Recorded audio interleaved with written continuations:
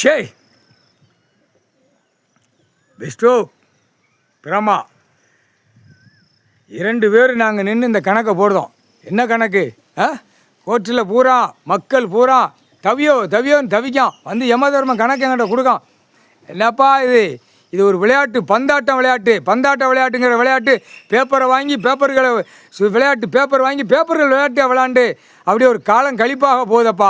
அன்னைக்கு காலையில் 10 மணிக்கு ஓப்பன் ஆகுதா, சாயந்தரம் 5 மணி வரைக்கும் அப்படியே காலம் கழிப்பாக போகுது. தண்டனை கொடுக்கல, தண்டனை கிடைக்கல. அப்போ என்ன அர்த்தம்? தப்பு செய்தான், எவ்வளோ பெரிய தப்பு செய்தான். பூமி அழிக்கும், எல்லாம் அழிக்கும். அப்போ இந்த புயலை அழிச்சு தான் ஆகணும், வேறு வழி கிடையாது.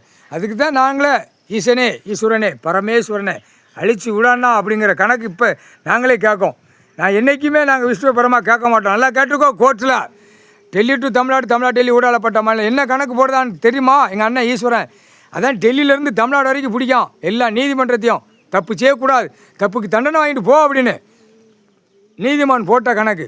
முக்கால் சத்தியம், நீதி தவறு நடக்கு. ஒரு வேலை சொல்லி இல்லாமல் ஒரு பாடு வாக்கிற வெட்டித்தனமாக உள்ளவன் கிடக்கலாம் நீதிமன்ற கோர்ட்டில். காலையிலேருந்து 5 மணி வரைக்கும் அவனாட்டு படுத்து கிடப்பான். ஆனால் எத்தனை மக்கள், ஏழை எளிய மக்கள், ஒரு விவசாயம் பண்ணுறவன் வந்து நிற்பான். அவனுக்கு அங்கே வேலை பார்க்குற சோழியை விட்டு போவோம், அங்கே வந்து காற்று கிடக்கான். அப்போ என்ன அர்த்தம்? பட்டுன்னு தூக்கி அடித்து ஒவ்வொருத்தனையும் வெதரில் அடித்தாங்கன்னா வழக்கறிஞர்களை தூக்கி உள்ள எல்லா விளையாட்டு நீதிபதி ஜட்ஜி கோட்டார் ஊரா அடித்தா அப்போ ஆட்டா முடிய கணக்க முடியும். இதில் இழுப்பு இதில் விசாரணை. இது என்ன கணக்கு? அந்த கேள்வி அங்கே இங்கேருந்து உட்காந்து பார்க்கும், எல்லாமே நீதிமன்றத்தில் பார்க்கும். அதுக்கு இப்போ உள்ள கணக்கில் பெட்டிஷன் அடித்து பேப்பர் அடித்து இழுத்து போகிறது அதான் இந்த கல்வி படிப்பு. அதுக்கு தான் இந்த கல்வி படிப்பால் எல்லாமே நாசம் பண்ணுதான். சட்டத்தில் ஓட்டை இருக்குங்கிற கணக்கு பிடிக்கும் எங்கள் அண்ணன் ஈஸ்வரன். புரிஞ்சுக்கோப்பா, கோர்ட்டில் பூரா புரிஞ்சுக்கோ. ஏன்னா கடுமையான வெள்ளிக்கிழமை காலையில் 5 மணி வரைக்கும் காக்க போட்டதுக்கு உங்களுக்கு ஒரு பாடம். அந்த பாடம் இப்போ வராதில்லை, வந்து தான் தீரும். அப்போ யாருன்னே தெரியாத அளவுக்கு உள்ளே நடக்கு.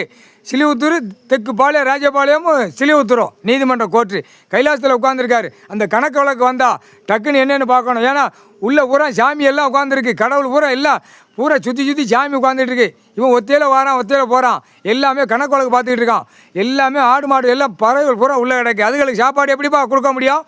இங்கே எல்லாம் யாரும் கொடுக்கறதுலாம் கிடையாது. அவன் தான் எல்லா பறவை விலங்குகளுக்கு சாப்பாடு கொடுப்பான். உள்ளே கிடக்கிற எல்லாமே காலையில் 10 மணிக்கு வந்தால் 5 மணி வரைக்கும் இருந்தால் பாவம் வாயில்லாத ஜீவனை இப்படி நீதிமன்ற கோர்ட்டில் எத்தனை பேர் மாடுகள்னு போட்டு பூரா மாடுகளை போட்டு உள்ளே வந்து காலையிலேருந்து சாயந்தரம் வரைக்கும் நிற்பான். அத்தனையும் கண்ணீர் கூத்தலமாக போகிறான். இது எவ்வளோ பெரிய தப்பு, தப்புக்கு மேலே தப்பு. இப்போ தப்பு இந்த கணக்கை ஏற்றி இந்த கணக்கு இராணுவத்துக்கு போகுது, வானரப்படைக்கு. அதான் ஒரு கணக்கை போட்டுருக்கு. நீதிமன்றமால் முடியாதுங்கிற கணக்கு வரக்கூடாது.